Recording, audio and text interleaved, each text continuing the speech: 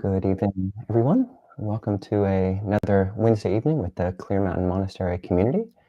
This evening, Ajahn Nisabho and I are very happy to have Ayyā Santacittà with us. So rather than try to read off your biography, which people can read for themselves in the show notes, Ayya, please, if you would introduce yourself and say where you're coming from and give an introduction. Okay, thank you. So thank you so much, to the two of you for inviting me. And my name is Ayyā Santacittà, and I'm originally from Austria. And I'm a Buddhist nun since over 30 years. And some of you know Ayya Bodhi, who is currently, in Port Townsend. And I have been a colleague with Ayya Bodhi since '92, and we came together to America 2009, and I live here now since then. And I've also been trained in the Ajahn lineage for about 16 years before coming here to America. And I'm living now at the Āloka Earth Room, which is a small contemporary temple space. It's about 20 miles north of San Francisco in San Rafael. And I have also, trained in the Vajrayana tradition in the Nyingmapa school with the grandson of the Lokyensé Rinpoche. If anybody knows him, he was quite well known last century. And I'm originally trained as a cultural anthropologist, and was very deeply moved by the way I saw indigenous people live, and thinking that cultural anthropology would help me to be more connected to the earth. But then found out in my studies that is not really what's offered there. And on some travels in Asia, I met my first teacher, Ajahn Buddhadasa, who was a forest master in the south of Thailand. And his presence was somehow, similar in some way. And he had a path to offer, which was promising me, to be more connected, to myself, and through that, more connected to nature and to everything else. And then I just, thought I'm going to dip into this for a few years, and then I come back and continue my life.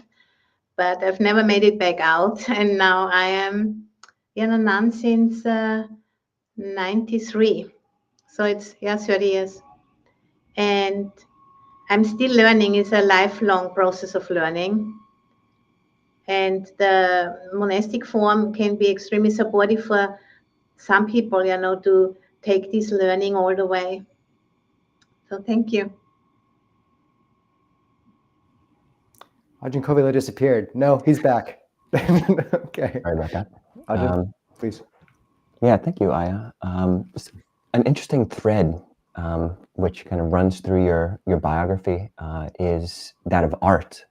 I mean, it comes up with, if anyone knows anything about Ajahn Buddhadasa, the artwork at his Suan Mok, his main monastery in Thailand, and at the Buddhadasa archive in Bangkok, an amazing art center.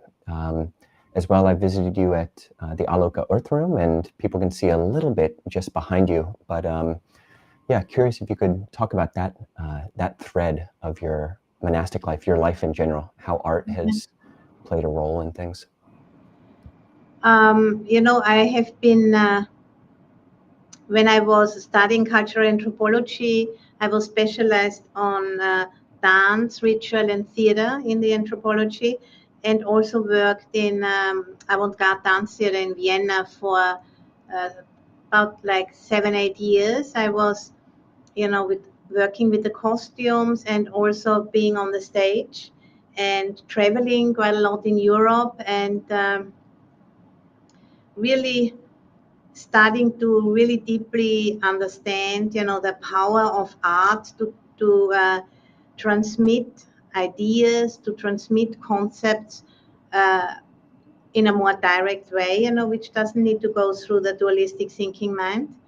And because our theater, we weren't using language, we weren't using words, but movement, and we were using a lot of painting and costume and sound. All of those elements, they have a lot of power to communicate. And so I wanted to create a space which communicates what is important, how I see what is important these days, and I think what is really important is for people, or for us Homo sapiens, to really understand that our bodies are not separate from the planet, but they are actually one and the same process. So I created this Earth Room here, which is somehow a symbolic expression of that, what I'd like people to work with in their practice when they come here. In terms of your creating this space that utilizes these forms of art to help people on this internal journey that's also woven into the external issue of the climate and Earth in general and Gaia, how have you managed to, where does that fit for you in terms of the Buddha's teachings? Like, where are the points of contact between your training as a nun and practitioner over many decades and this realm of art and work in the space of ecology and human relationship with Earth? Where's the intersection? I think, man, there are several intersections. Man, the most important one, I think, is, that the kind of issues which are going on the planet, the limitations of the biosphere, which are showing us, that we need to live differently, that we can't keep on, just going and going and going with trying to, extract and take, from nature without any sense of respect or interest, even, what is really sensible and what is like really very self-destructive. So that's one way, how I think that it intersects. On the other hand, having been trained in the forest tradition for so many years, of course, nature is always considered to be a powerful teacher, especially going in the forest and seeing how the forest is a display of impermanence, and also how, the concept of emptiness or not self, is saying it all for me, saying that there's no separate entities at all existing out there. Everything depends on everything else. And now, our very survival as a species depends on taking an interest in that, not only as a liberating insight, but also as a way to conduct our lives, and to take an interest in the intelligence of the modern human world, and to have some sense of humility, because the intelligences, we were like prioritizing, they are obviously not really sufficient, to take care of ourselves and of the planet. Science and technology have a lot to offer, but they have also great limitations. Thank you, Ayya. And in terms of bringing together those other sorts of intelligence, it feels like that is part of the project of the Earth Room and of utilizing art. How would you characterize those other sorts of intelligence? Is it, the Jungian intelligence? Is it the feminine intelligence? What's missing from most of us, and how do you see this project as kind of addressing that lack? I think, emotional intelligence, it has a lot to do with that, to be able to be steady enough to be able to, to sense into our own bodies, and knowing, that our own bodies are made from the same elements as the planet itself. And I think that this planet has a great self-regulating intelligence, which is operating since billions of years without anybody in particular directing all of this, and I think that's what we call the Dharma. The Dharma is nature and nature is Dharma. But I think at this day and age, as we are starting to realize that if we don't change our ways, we're going to go extinct, really. And with that, many other species as well. I think we have a responsibility to try what we can to open ourselves to the guidance of this much vaster self-regulating intelligence, which I think we have the capacity to tap into, but not with the thinking mind, but through the bodies of which we've got, through sensing into our bodies, which are basically bits of planet walking around. If you really investigate, if you do the meditation on the elements, you can have a direct experience of that truth, I think. But then to really live accordingly, and listen into the process like this on an ongoing basis, it starts to open up. This is my experience. I'm doing these practices now for some time, and the rapport, you could say, is getting more stable, because you can't just do that meditation 1 or 2 times and then, oh yeah, I can see, and then you keep on moving, and do what you did before. But it's a relationship which needs to be built, I think. And I also feel, in this time of increasing crisis, I also feel that the Dharma wants to be known. It's not that we have to hunt the Dharma down or something. The Dharma really wants to be known. And if we make an effort, to clear away those filters which are in between, those emotional and cognitive filters, we will be increasingly more able to see. And I think, this biointelligence I'm speaking about, I think I have experienced, that if my mind is clear, I can tune into a different plant intelligences and presences like that. For example, here in the courtyard of the Āloka Earth Room, I have 2 plants, which I consider my plant allies, where I built a relationship over time, by just starting to,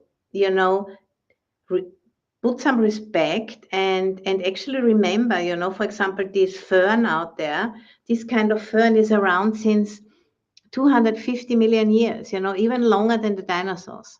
So, because the average lifespan of a mammalian species on this planet is about 2.5, 2.7 million years, and we are just 200,000 years old, our species. So we are very, very young, We are considered the youngest siblings of all the species on this planet, and our maturity is accordingly, about like the maturity of a 7-year-old kid, playing with machine guns and all of those very dangerous technology we have developed, but we haven't developed our ethical and our emotional intelligence.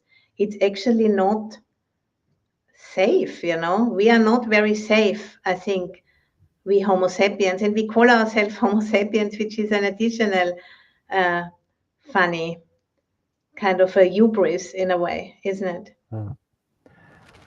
On this theme of having a plant allies and learning rapport with the body, rapport with awareness, rapport with nature. I was listening to a talk you gave recently, and you introduced a concept that I'd never heard before, that of refugium. Yeah. Would you explain what that is and give a bit of context? Because yes, Yeah, I've actually learned that from Kate Davis, whom you know. Yes. So Kate Davis lives in Whidbey Island, and she has been working in environmental policy for about 30 years. She has a PhD in biology. We've just been teaching a retreat together at Cloud Mountain. The retreat was called With the World on Fire, Practice the Eightfold Path. And she brought up that concept, which is called refugium in singular and refugia in plural. And it comes from biology. And a good example would be Mount St. Helens, which erupted in the 80s. And they brought a lot of lava and ashes, which covered a lot of the area around the mountain. And scientists were thinking it would take a few hundred years for life to come back. But what was really happening is that after about 20 years, life came back, and it didn't come back from outside because they were thinking, the wind will blow seeds and birds will fly over the lava fields and drop seeds. But it was very different. There were these little pockets, where, for example, there would be a stone or a little bush or something, and then the lava would flow around it. And there was a little bit of open ground, behind the stone or the bush. And then out of that, life would come back, So life would regenerate in those small pockets inside of the chaos, and it wouldn't be brought in from outside. And that principle, many of the current people who think about, how this new narrative could come into the mainstream, is speak about pockets of sanity, in the middle of it all, those pockets of sanity which become like webs, over time. And through this web, this new narrative, this new self-understanding would enter into the mainstream, and then responses would be much more sustainable responses, and not just like trying to fix what's happening from the same narrative, which is not possible. We need to drop deeper, we need to deeper understand who we are, and then other resources will become available because we can suddenly see what was hidden, before. And, that's often in the Vajrayana, they call it, self-secret. It's secret not because we are hiding it or anybody doesn't want to share, but it's secret because you can't see it, because the way you are looking is what you see. And I think it's that, which I find so, where the new narrative and where the Dharma meet, because if you do not remove those filters, those assumptions, you can't see, and for that you need a practice. You need a spiritual practice, because this is the only way how you can remove those filters. Often, maybe also some psychological support, because it will bring up and activate unresolved trauma pockets as well. But it needs to be all held within a spiritual practice, because everything else isn't really deep enough, Thank you, Ayya. For those of us who feel like we're kind of perched on one of those rocks in the middle of the lava flow, I feel like we have plenty of community members also who are trying to hold that spiritual container you speak about in their daily lives, and just having a lot of difficulty aligning their lives with this purpose that you're speaking to, and the urgency and power of this path which they want to walk. And I wondered what advice you'd give to someone who's, wants to have this spiritual container, but also has a job, kids, a family, maybe a partner that doesn't completely support their practice 100%. What advice would you give for laity who are, trying to perch on one of those stones in the middle of an eruption and having a bit of trouble balancing. Yeah. I think my first advice would be slow down, one of the people I'm really influenced by is, he's a Nigerian psychologist and Buddhist teacher, not Buddhist teacher, spiritual teacher, sorry, not Buddhist. He has Yoruba roots, being from Nigeria. And his great kind of slogan is, times are urgent, let us slow down. I think slowing down is the most important thing, because it's the urgency which created, the urgency which were driving us towards some kind of an idea which we hadn't really investigated. It was an assumption, and then it turned out that it's turning against us, that which we were thinking would save us. So before we are running somewhere, let us really investigate if it's really worth it. Is that really something which can work or not? And for that, I think we need to know who we are more fully, and that can only ever be scratched, on the surface if we slow down. I mean, that's the most important thing. And then you're really being with the discomfort of, the pressure which we put on ourselves to think, that if we run faster, it's going to be all better and quicker and all of that. And it doesn't work. It never has worked, other than for maybe some kinds of sport, where you have to be quick, fast in order to win. But for this thing, which we are working on, running doesn't really cut it, it's too superficial. So that would be the first thing, to just sit down and connect, with one's real aspiration, that calling we all feel. Otherwise we wouldn't come to a meeting like this, and really take that in, and find sane people, to spend time with. And I think that's why people come here to these meetings, because we all have some kind of commitment to sanity, either, wanting to train to have more sanity, or at least, being close to those who are doing that work, because it can really be a way, how to co-regulate, if we're getting really very spun out. And yeah, and to have a path, the Buddhist, the Eightfold Path, I think is a very pragmatic, very powerful path. So I think, that one is very easy, acceptable for people of this day and age, because it's so clear and it's quite easy to understand, to get a kind of an idea of the power of it. But I think it's not the only path. I mean, there are other paths as well.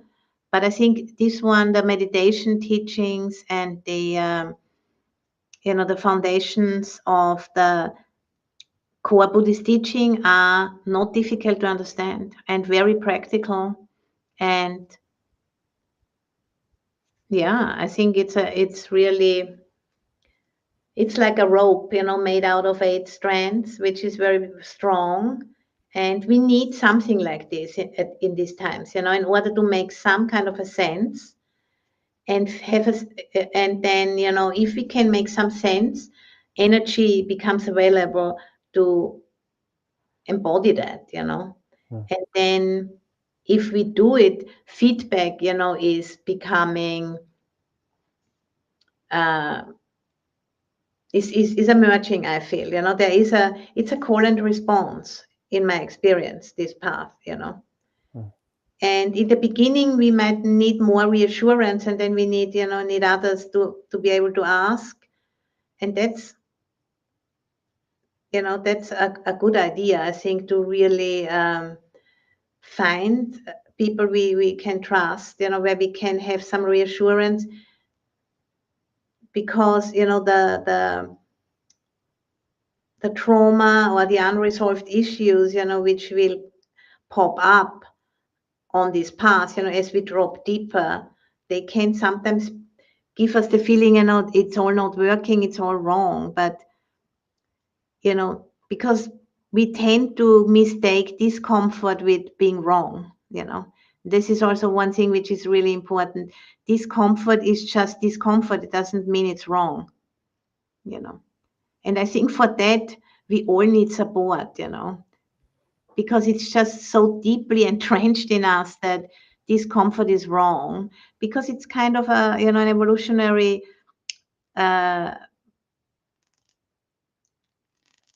effect, which has helped us to survive, these very vulnerable bodies of ours.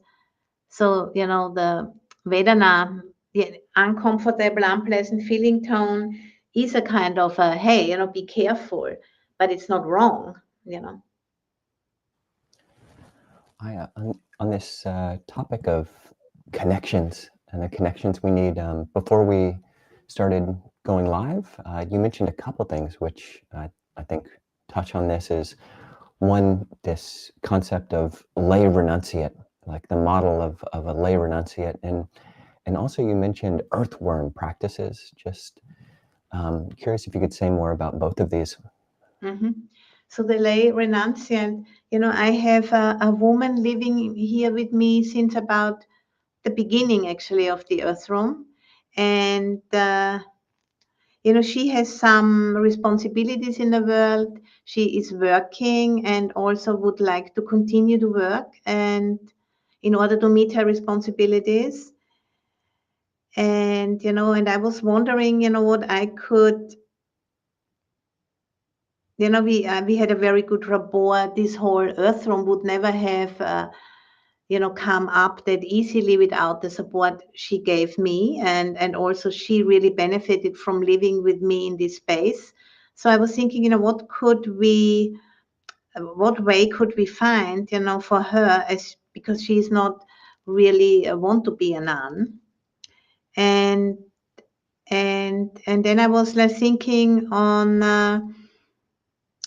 finding a way that a lay person, a lay woman, can live with the precepts and live in a monastic environment, but at the same time, also do like a certain amount of work outside of the monastery, and also putting in some amount of work inside of the monastery. And so we have, she's taking the 8 precepts on the coming Sunday. And for example, she will not keep the food precept because of her health. But instead of that precept, she will keep a precept, which comes actually more from the Burmese tradition, which is the metta precept, taking the training to meet myself and all sentient beings with loving kindness and benevolence. So that's the 8th precept in her case. And she has made a commitment, to do that for 1 year. And we're going to have a weekly meeting and go through a certain part, of the Anagarika training, but she is not on track, to become a nun. So we're doing that together, and then also maybe doing some study in regards to the ecological crisis together. And the work she's doing in the world, she works as a coach for people, who want to simplify their lives and who want to, step out of this consuming wheel. And she is a PhD in psychology, so she knows, how to meet people and to, at the same time, help them with reorganizing their lives, but also looking at the underlying issues in their hearts and in their minds, not just, cleaning up their mess, but trying to see, how that is actually a response to some deep-seated fears, and investigating those things, you know, and also using the Dharma for that. So it's a more holistic approach, you know, which is going to the root of the issue. And so that's one thing. And the second question was the earthworm practice, I think, Ajahn Kovilo, right? Mm-hmm. Yep. So Ajahn, you know, Ajahn Chah is actually on record for having taught that principle of earthworm practice as a, you know, I think the earthworm was for Ajahn Chah, it was kind of a symbol for perseverance, you know, when we are in the thick of it, you know, and you can't really see any results yet, you know, but you're in it and you're really in it. And then, you know, having the humility and having the perseverance to just keep going with whatever is in front of your nose, you know. And then the earthworm takes it in, digests it, and it comes out the other end. And as we know, you know, those earthworms are extremely important to aerate the soil. And, you know, soil which has a lot of earthworms is very fertile. And I think, you know, if we can see our practice like that, that sometimes it is just really hard and we are just completely in it. And to have that patience and to use that image, you know, as an image of, you know, humility and humus. You know, humus is another word for soil. You know, they have a lot in common. You know, we need to really come back to the ground and being willing, you know, to touch the earth like the Buddha has been touching the earth, you know, in the night of his enlightenment. And because he, you know, he asked the earth to confirm that he had finished his work, he has done his work. And I think we haven't really done it yet, you know. That's why we are struggling so much. That's why we are so immature, you know, and really waking up also needs to go hand in hand with growing up. And growing up is everything about taking responsibility for one's own mess, you know, and this is what we need to do, I think. And I find it so poignant, you know, that the Buddha statue I'm sitting here in the Earth Room, it has, you know, the earth touching mudra of the Buddha, you know, and this was, you know, and there is in Thailand, you might have seen in Ajahn Nisabho, that there's quite sometimes at monasteries, you know, like the Buddha sitting under the Bodhi tree, and then the earth goddess Prame Torani, you know, sitting there with her long hair, you know, and the water comes out of the hair and washes away all of the maras. And, you know, so I find it very powerful that that image is so ancient, you know, but we never paid much attention to it. We just thought, oh, kind of the pretty woman sitting there, you know, washing her hair, but not really knowing how powerful it is actually now starting to dawn on us, you know, what it actually means, you know. It means that, you know, a full realization needs to always go hand in hand with maturity and with taking responsibility for life, you know. And at this point in time, the climate crisis is all over, you know. And if we don't attend to it, there will be, you know, no place for future generations to practice. And we always speak about the preciousness of the human birth, you know. So for me, there's no question, you know, I can't just turn away from this. I think it's the way how we can really drop deeper into who we are, you know. And we are at this threshold now, you know, as a species, I think, where we either take that learning step or it's not going to look very sustainable, you know. Thank you, Ayya. Mm-hmm. Ajahn Jayasaro, when we asked what his advice for us as founders of Clear Mountain was, he said we should think of ourselves as articulate earthworms. So he's on board with this analogy. And I think we're going to open things up for some of the audience to ask questions of you as well. So Ajahn Kovilo, if you would. Yeah, we've got a small global village tuning in, people from Bali and Brisbane, and somebody's on a plane even somehow watching. But On a plane. yeah, didn't know that was possible. But first question is, would you say a bit more about how practice increased your connection with yourself? I think, the practice, over the years, and it's a lot of years now, I feel to go deeper and deeper into this body, and the deeper we go, I think the more of like unresolved pockets, which are locked into the body, I think become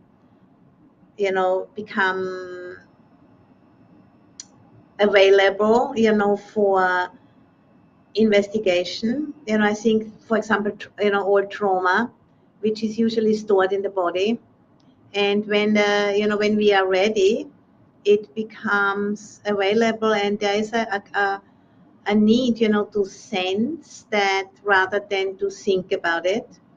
And I think it is a lot, what we learn in the first establishment of mindfulness of, in the Satipatthana, which is, to really be, or also in the second one, in feeling tones, to really be with experiencing the body as it is in a non-verbal way. I think that's not an easy practice, which doesn't come easy to us, but it's something which is very necessary, for people like us, who have been trained to be in their minds a lot, The whole schooling system, everything is built around that. And this is something, to come back into the body is not just something you can do once or twice. It's a lifelong practice. Thank you, Ayya. It's a lot of people just resonating very much with what you said. Someone's actually asking for specifics about Heather's information, I believe. Who is the Simplicity Coach, and does she have a simple website for people to contact her? We can. She does have a website, yeah. Okay, we can put that in the show notes. Yes. Is there a text for me to write, or no? Not really, huh? I send it to you afterwards, if you like. Okay. Yep, perfect. Yeah. Mm-hmm. The next question is, I read that by a magnitude of order, so by a lot, that the greatest positive impact we can have on Earth is not having children. But no one discusses this. Since Buddhism is not centered on having children like other religions are, can Buddhist teachers lead this conversation? Have you ever thought about this? I have thought about it. I don't agree with that, I think we should have, like, people shouldn't have like 10 children or something. But I think, children which are born today, they are born with a different capacity than I was born 65 years ago, because they are more in sync with what's needed now. So we need those children, we need those children being much more capable actually to respond. And I feel more, my work is to provide the platform for those children, And of course, we should not have, we should be a modest amount of children, not too many children, yeah. That is also important, to have less children, but to not have any children, that won't work either. And, there is some children which are born today, they are amazing. I mean, we were very, very different. When I was very, very different. They have so much natural understanding of some of the issues. But not all children, but, children who have the good fortune to be maybe born to very conscious parents also. So, no, I definitely would not lead that conversation. I'm sorry. Well, here's another one, maybe. So, Venerables, may we talk more about the Buddha's relationship with the Earth Goddess, which you've mentioned elsewhere, Ayya, as Gaia, named elsewhere as Gaia, and what that symbolizes for Buddhist practitioners? There's a second part about, is it true that the rice field pattern on your robes honors the Gaia? No. The rice field pattern on my robes is just like a pattern that Buddha came up with, when I think when Mananda was asking him, and Buddha just happened to be overlooking some rice fields, I think at that, and he was saying, you should do it like this, so it has nothing to do with the Earth Goddess, but we could make a little addition to the story and say, in a way, now we could take it that way. We could say, it could remind us of the plenty of what the earth is offering, It's a lovely idea. I never thought of it, but good idea. And the Earth Goddess, it's of course only a symbol, what is meant is just the planet, itself, which was giving birth to the Buddha's body, through his mother. Because in a way, when a woman gives birth, you could say she splits her body into two bodies, But because her body is part of the planet, she's not doing it. It's just happening. And this, this speaking about gods and goddesses and all of that, in that sense, it's a symbolic way of, because this is how our minds work, as human beings. We need to make something which is like us, in order to get a handle on it and speak about it. Look at the Vajrayana and many other forms of religion, have many, many different deities, goddesses and gods. And they are like a skillful means, a concept to help us to speak about something. But in the end of the day, it is, planet Earth herself, itself, let's say, it's not herself either, the planet secreting human beings, you could say, they are just coming out and then they go back again when they die. And I think that the Buddha, in these many, many countless lifetimes, he has been coming and going and coming and going and serving in so many ways. He had just like, he was finished, he has finished his work, and I haven't finished mine. So I just try now to use the gifts, I have been given, and the kind of interest I have, use that as my guidance, how I can contribute, how I can take responsibility for being here. And at the same time, while I'm doing all of this and while I'm being here, using this Buddhist teaching as a way, to liberate my mind increasingly from greed, hatred, and delusion. And at the same time, there's an urgency, but I know if I don't slow down, I'm just going to repeat the same mistakes. So it's a huge paradox, the practice, but all real spiritual practices are paradoxical. They are paradoxical in the sense that, we need to hurry slowly. Ajahn Po, who was the abbot at Suan Mok, Ajahn Buddhadasa's monastery, he always said, hurry slowly. That's really says it all in a very simple nutshell, We need to work really hard, but we need to also relax totally at the same time. So it's just like, there is no real way, how we can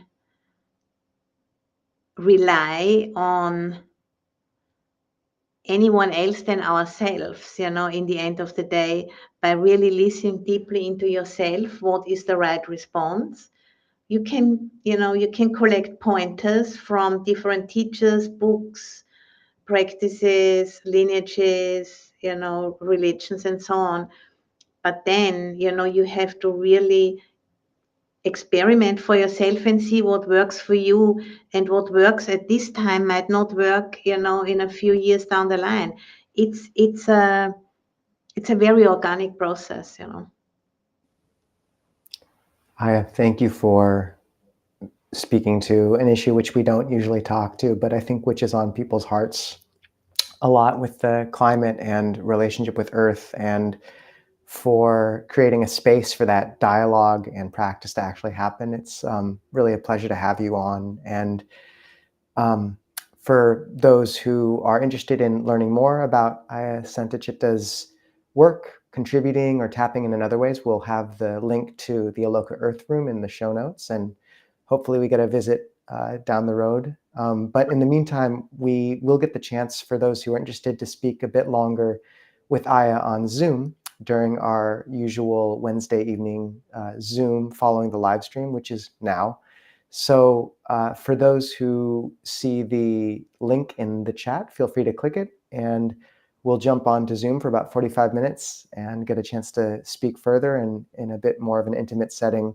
If you can't see the link, then feel free to go to clearmountainmonastery.org, scroll down to the Wednesday evening live stream event listing, and find the Zoom link there.